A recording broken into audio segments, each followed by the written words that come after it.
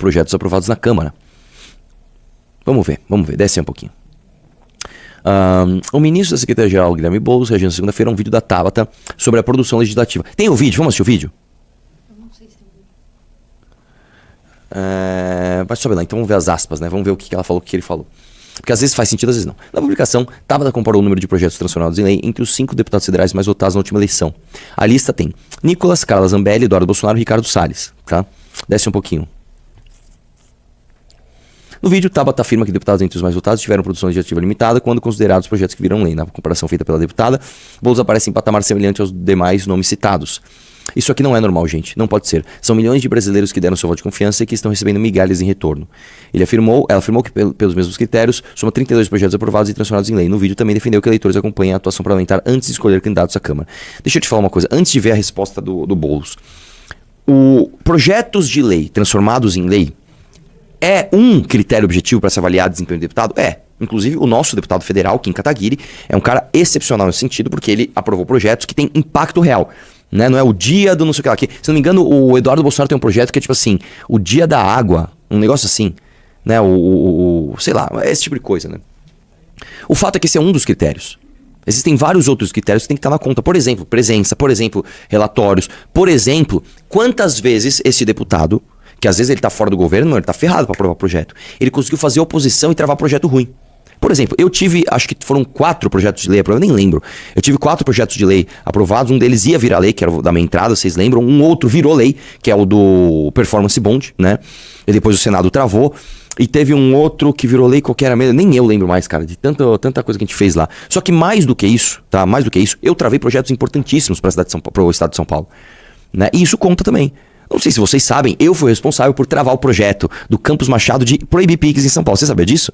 Sabia que o Campos Machado tentou proibir o Pix no estado de São Paulo. Não sei se você tá ligado nisso. Né? Eu fui lá travar isso daí. O aumento dos fiscais de renda, aumento de salário, aumento de penduricário pros caras, contrato de publicidade da Leste. São inúmeros os projetos que a gente travou. Tá? Ao passo que, às vezes tem deputados que aprovam um monte de projetos, principalmente quando eles entram como correlator. Lembrei de um projeto que eu aprovei. Autorização de compra de vacina pelo estado de São Paulo, que virou lei, inclusive. Muitos deputados que são amigos da base, né, ou são do alto clero da Casa Legislativa, eles entram em coautoria de vários projetos, tá? Pro cara falar, eu aprovei um monte de projeto. Aí você vai ver, primeiro que os projetos não são dele, segundo que os projetos que ele aprova não tem nenhum impacto na vida real. Eu vou dar um exemplo. Eu lembro que tinha um deputado, e isso aqui é uma sensibilidade que você tem que ter. Eu vou mostrar um negócio aqui pra você. Tinha um deputado, isso aqui é aquele tipo de recorte que vai dar merda. Foda-se, eu vou falar mesmo assim. Tinha um deputado chamado, acho que era Rafael Silva o nome dele. Ele era um deputado cego. E a causa dele era a causa das pessoas cegas. Aí ele apresentou um projeto que obrigava todos os restaurantes de São Paulo terem cardápio em braille. Esse projeto não fazia o menor sentido. Primeiro porque a população cega de São Paulo era extremamente baixa. Segundo que a população cega que lia em braille era ainda menor. Eu lembro que era algo no seguinte sentido, tipo assim, menos de 1% da população era cega, e desses menos de 1% que eram cegos, menos de 10% liam em braille. Era um negócio muito minúsculo que ia causar um impacto financeiro horroroso. Você imagina, cara, você tem um restaurantezinho de almoço, você tem que ficar atualizando o preço toda hora em braille. Isso, cara, você tem que contratar alguém que manja disso. Ia ser um transtorno.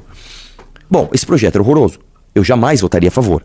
Aí entenda isso daqui, que agora você vai entender. Nós conversamos com o governo e o governo falou o seguinte: a gente jamais vai sancionar esse projeto. Se esse projeto passar, o governo vai vetar, porque não tem como isso funcionar. É impossível isso funcionar. Estamos alinhados com isso? Estamos alinhados com isso. Aí fomos lá para falar com o deputado. Deputado, é o seguinte: o governo vai vetar. O que o deputado falou? E isso é normal. Deixa eu aprovar o projeto, porque todo mundo aqui vai aprovar pelo menos um projeto por ano. Deixa o meu ser esse, tá? Beleza, eu conto a minha vitória pro meu público e o governo veta, eu vou fazer o quê? E beleza, ok, todo mundo aceitou. Teve um líder que não aceitou, que foi o Daniel José do Novo. Não, eu não posso aceitar. Por quê? É óbvio que você vai votar contra o projeto. Só que só o líder pode pedir verificação nominal. Só que você não pede verificação nominal nesse projeto. Porque se você pedir, ele não tem voto pra passar. Aí você cria uma rusga com o cara, numa briga que você não precisa arrumar. Você não precisa arrumar briga com o Rafael.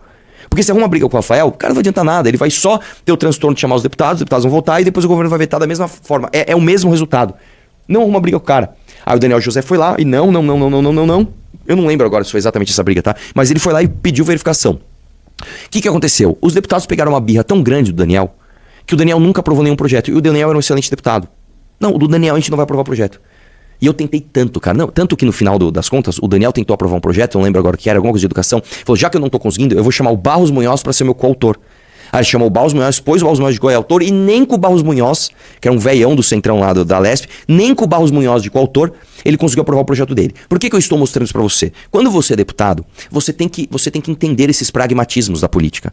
Então, peraí, cada um vai aprovar um projeto por ano aqui, é um combinado. Então, beleza, o dele é esse projeto merda? Tudo bem, cara, o governo vai vetar, vamos aprovar, o governo veta.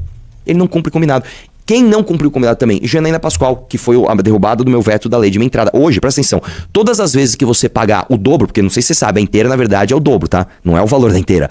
A inteira é o dobro. E a meia? A meia é metade do dobro. É isso, tá? Ponha isso na tua cabeça. O preço das coisas é metade do que você paga quando você paga inteira. Você paga hoje o dobro do valor, tá? Sabe por quê? Porque a Janaína Pascoal não cumpriu o combinado de, na época, derrubar o meu veto, né? A sanção ao veto do governo, né? Da lei que acabava com a minha entrada em São Paulo. Então, é muito difícil você fazer política ou com corrupto, um cara que só tá afim de dinheiro, ou com pessoas que são quadradas. Gostou deste conteúdo? Então deixe seu like, inscreva-se no canal e ajude o Partido Missão a levar essas ideias para cada vez mais pessoas. Nos vemos no próximo vídeo.